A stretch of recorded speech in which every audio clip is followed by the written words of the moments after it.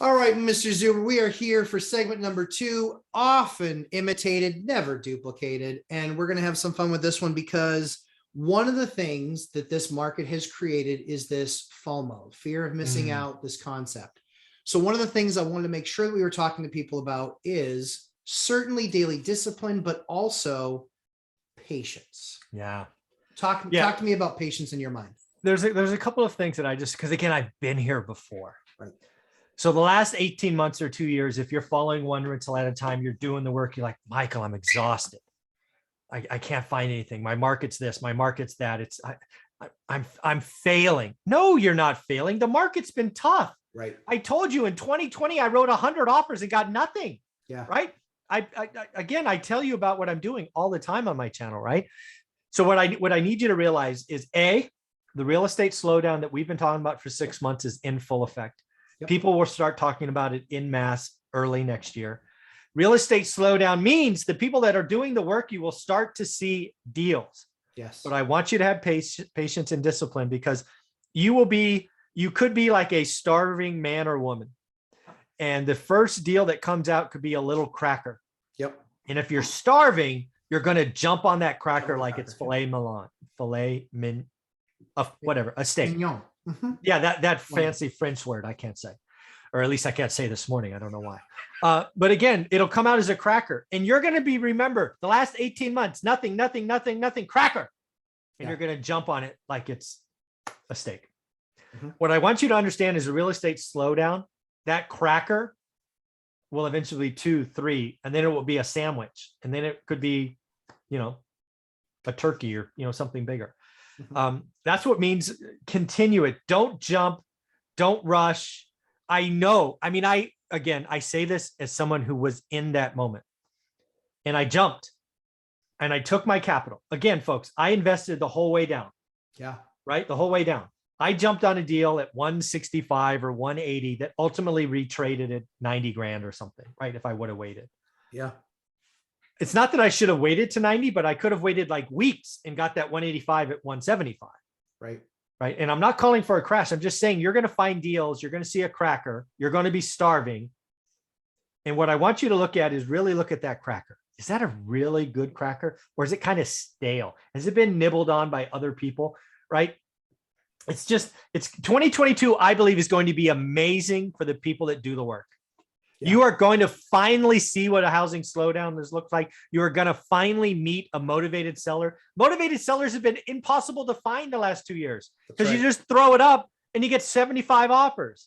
It is coming. It is going to be glorious.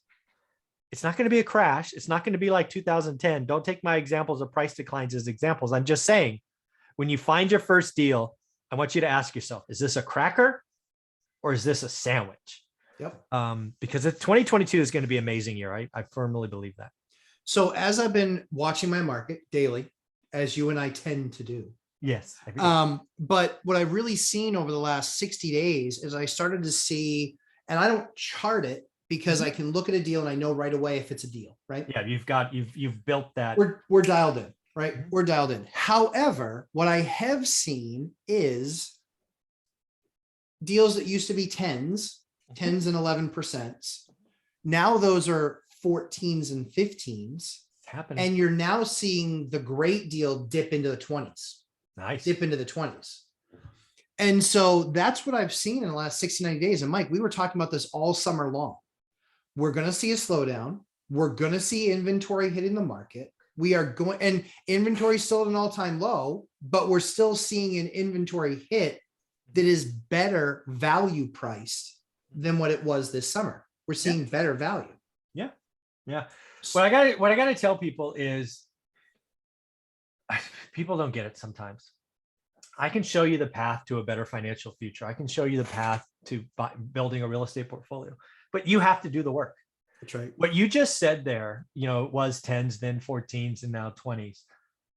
People are going to hear that and go, oh my God, a deal is everywhere. No, no.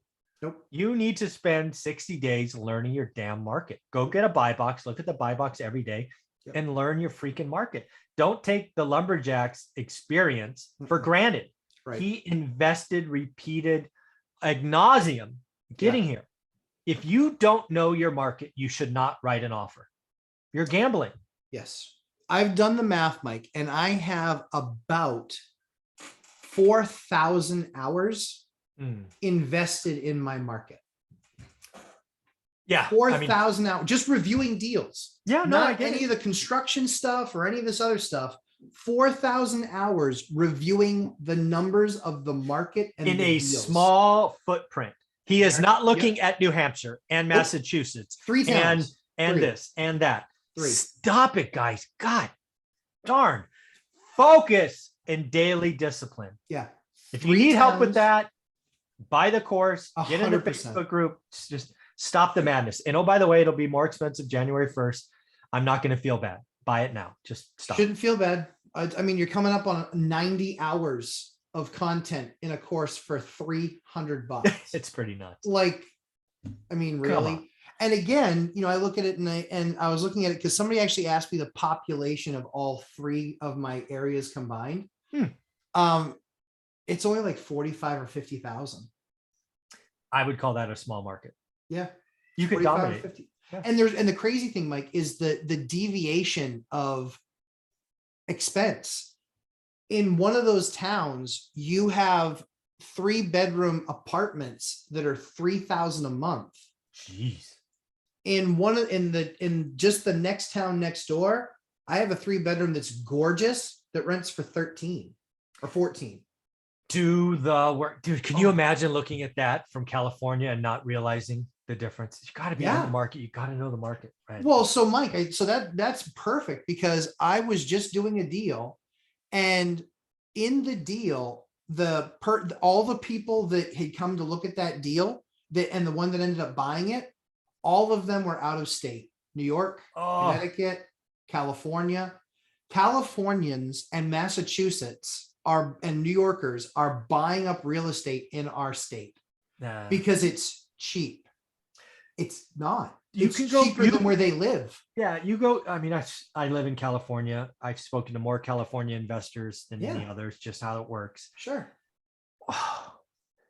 A, you can go bankrupt buying cheap. And B, it annoys me to no end that you could be so arrogant. Yes. To think that there's not a local or several locals that have kicked that deal 100 times and realize when I get a California, and I don't know what it is, it could be in New York or Massachusetts, I guess. Yeah. But hey, I just found a deal. It's been on the market 105 days. Yeah. Yeah. It's I'm going to pay list price because of this or that. I'm like, you don't think everybody and their brother that lives in that town is that 17 times? Everybody. And if they just don't see it the way I do, Mike.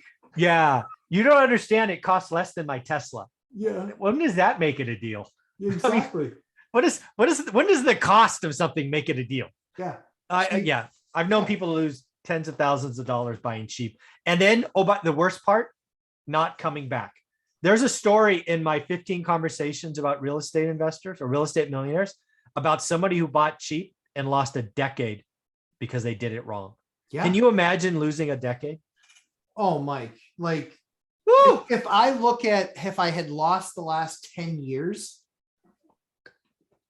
I wouldn't be looking at retiring anytime soon. That 45, whatever 45, 614 would not be a thing. Yeah, that would be that's like not happening. Would not be a thing. So yeah, the other interesting thing too, Mike, and I'm sure that there's probably people migrating to Fresno from other parts of California. Oh, for sure. Yeah. Right? Getting further away from the cities, the big cities.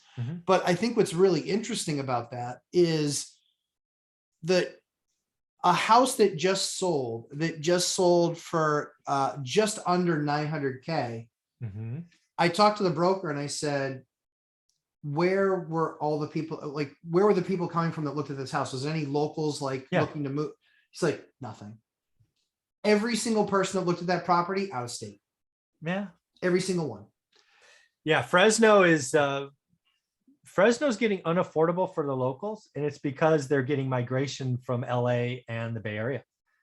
Now, again, just for example, what, 2 hours? 2.5. Okay. But it's like easy freeway. It's like 101, 152.99. It's an easy drive. Yeah. But again, if you don't have to go to the office, LA's get on the 5, you're there. It's simple. 2 hours? I don't No, know. no, it's probably 3.5. Probably. Okay. All right. Yeah, probably 3.5. But again, if you're working from home, you can buy a lakefront house, and this is a house I'm looking at. Lakefront house, almost 5,000 square feet, built in the late 90s, gated community. There's like 75 homes in it, so ultra exclusive, for 1.4 million. Wow. I'm speaking to you from a condo that's 1,300 square feet, tri-level, that is more than that. It's just stupid. It's dumb. It's retarded. It's crazy. Welcome to the Bay Area. Yeah. Oh, by the way, yes, I am a mile and a half from Google and all that stuff. So. Wow. Great. Well, and that's obviously going to be what always, I mean, the nice thing for you is that's what your property is always going to be worth a crazy amount of money. Yeah. I mean, literally there's like 17 people that are around here that ride their bikes to the Google campus. So yeah, we're Googlers, as they call themselves. You'd be a noogler. I'd be like, I'm glad I bought a 99 guy. Yeah. True story. All right. So like we always talk about, guys, we always spend a ton of time bringing great content to you. We think this is really super important. Daily discipline, doing the work, but being patient. Patience. And if you need help, join the Facebook group that comes with the course. It's amazing people doing deals, but also going, I love the post that says I wrote an offer and I backed out because I got above my number. Those are the favorite posts for me. My number was 312. It got to 320. I backed out because there will be another deal. Don't jump on the cracker. Be patient. Know your numbers. Yeah. And again, Mike, I mean, even if, for me, even for, how we invest, we said no to a couple deals probably 60 days ago that were in the high teens. They were good deals based on what we were seeing. We're just like, yeah, but we're seeing a trend. We see that it's getting wider. We see that there's more return. We closed everything that we've closed in the last 5 months has been 20% or greater. Damn. So awesome. Yeah, I mean, and there's the inefficiencies there. The market is shifting. There are some inefficiencies there, and there are opportunities where people are trying to get out and capitalize. So as I always say, we spend a ton of time creating great content. Give us a thumbs up, give us a subscribe. Check us out on our Facebook group, the Three Amigos of FI, Financial Independence. And Mike, thanks so much. Look forward to segment number 3.